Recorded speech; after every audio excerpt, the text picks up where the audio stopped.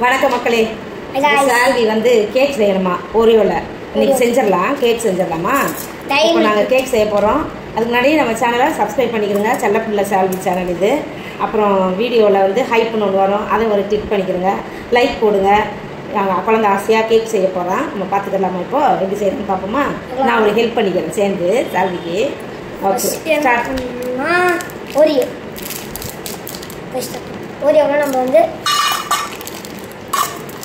இதுக்குள்ளே போட்டுக்கணும். எவ்வளோ ஓரியோ இருக்குன்னு போடுவாரு, நாங்கள் வாங்கி வைக்கணும். அதில் தான் கிண்ட போகிறோம். ஓகே,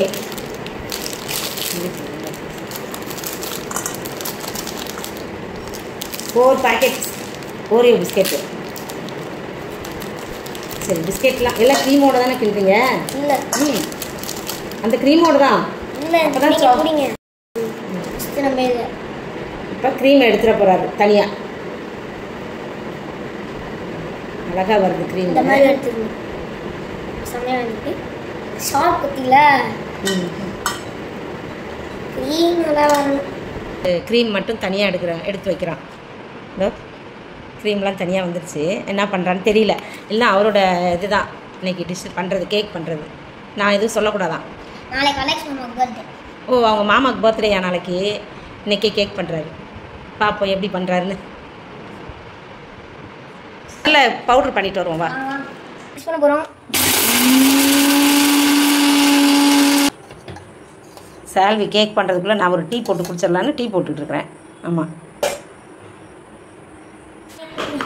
நம்ம வந்து மிக்ஸ் பண்ணிட்டோம். இங்கே பாருங்க, சுட சுட சுடன்னு இருக்குது. இப்போ பவுலில் போட்டுக்கிறேன் நான் சால்வி. பவுலில் போட்டுக்கலாம்.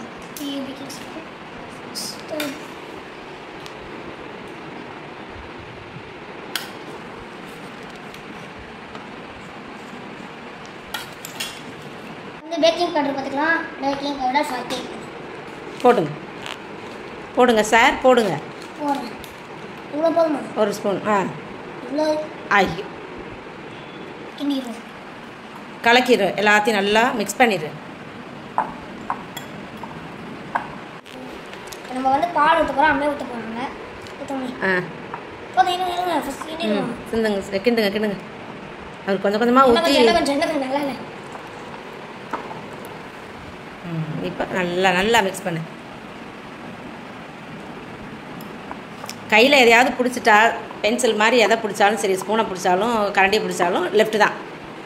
கையில் சாப்பிட்டா தான் ரைட்டு சால்விக்கு.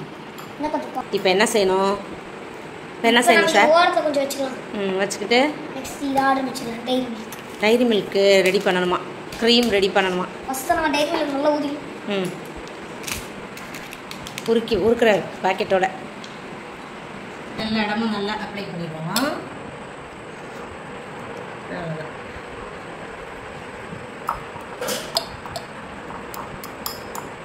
ஸ்டாப் பண்ணுறேன். இங்கே நம்ம ரெடி பண்ணிக்கிட்டு இருக்கோம் கைஸ். செம்மையான ஒரு க்ரீம் ரெடி. க்ரீமியாக பண்ணிட்டாங்க பிஸ்கெட்டை சால்வி. இப்போ இல்லை ஊற்றிடுவோம். நாங்கள் வந்து இட்லி பாத்திரத்தில் தான் வேக வைக்க போகிறோம். இப்போ நாங்கள் எல்லாம் ரெடியாக வச்சுட்டு வந்துட்டோம். அப்படி காட்டுறோம்.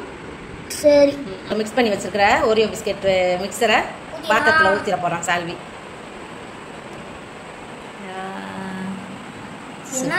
சூப்பர்.